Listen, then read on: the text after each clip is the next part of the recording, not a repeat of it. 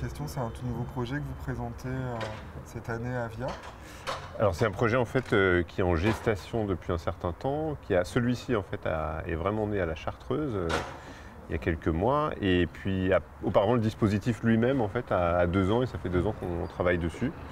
Et donc maintenant on espère qu'on arrive pour la première fois à maturité, toute chose étant relative par ailleurs.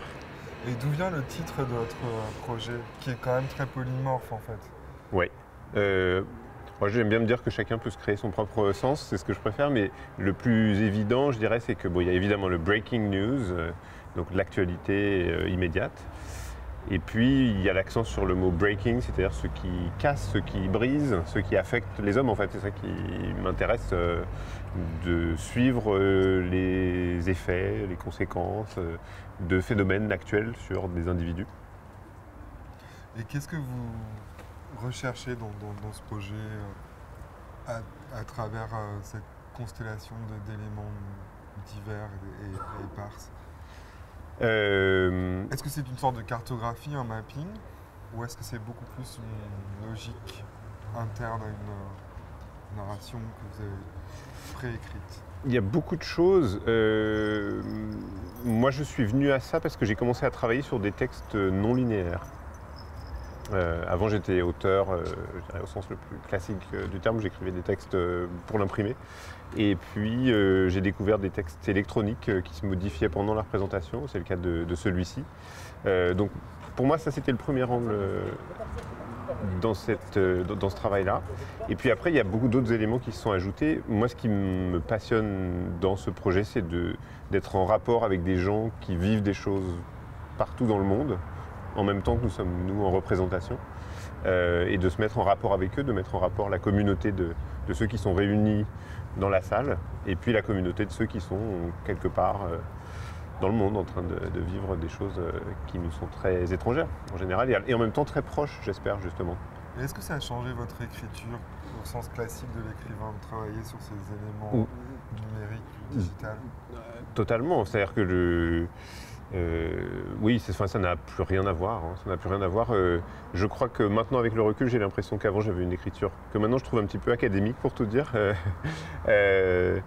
Et maintenant, alors c'est très difficile de caractériser ces formes-là, mais il y a une sorte j'ai l'impression d'enthousiasme pour moi, qui se lit là-dedans. Enfin, il y a quelque chose de tout à fait différent. Voilà.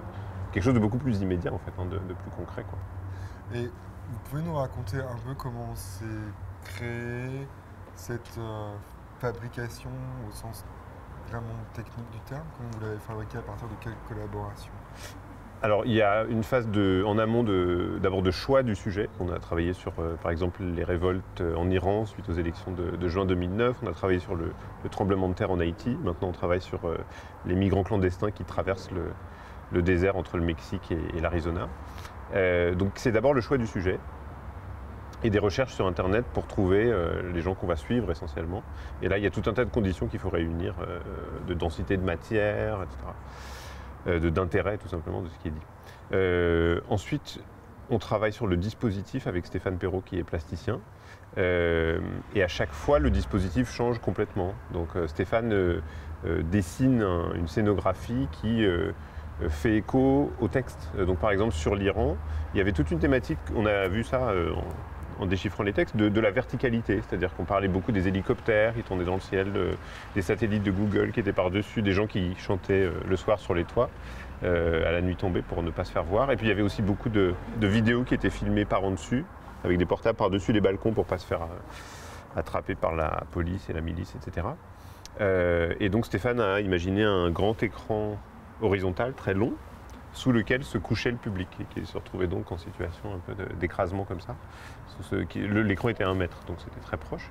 Là, sur Breaking Miranda Warning, qui est en Arizona, on est très simplement de part et d'autre d'une frontière qu'on peut traverser en marchant. Donc le public se déplace pendant la représentation. Donc voilà, ça c'est un peu les principaux éléments de cette pièce. Il y a aussi la musique de David Cruten qui a été composée pour l'occasion, voilà, et puis beaucoup d'autres choses.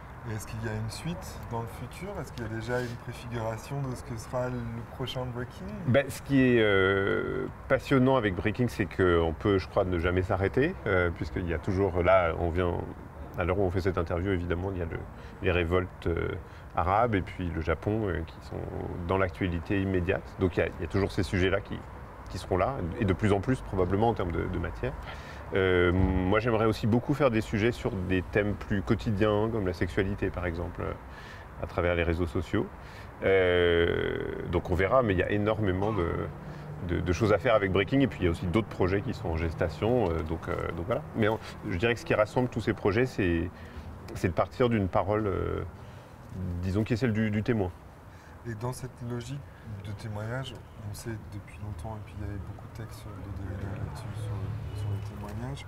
Comment vous analysez? Est-ce qu'il y a une nouvelle modalité d'écriture de ce témoignage-là avec les plateformes type Tumblr, enfin avec les nouveaux réseaux sociaux? C'est entièrement nouveau, puisque le flux est permanent et immédiat, les retours sont immédiats, donc ça n'a plus rien à voir. Voilà, que dire, moi j'ai une formation d'historien, donc j'ai beaucoup fréquenté ce genre de problématiques avant, et avec des archives qui étaient papier, et oui, c'est un monde complètement différent où le témoin, je crois, est aussi auteur. C'est ça qui est intéressant, c'est-à-dire que le témoin n'est pas simplement celui qui vient apporter sa parole à des gens qui ne savent pas, mais le témoin s'installe dans un dialogue, je crois, et je crois que c'est ça qui est intéressant. Enfin, on n'est pas dans l'espèce d'isolement du témoin qui est mis à l'écart. Merci beaucoup. Merci.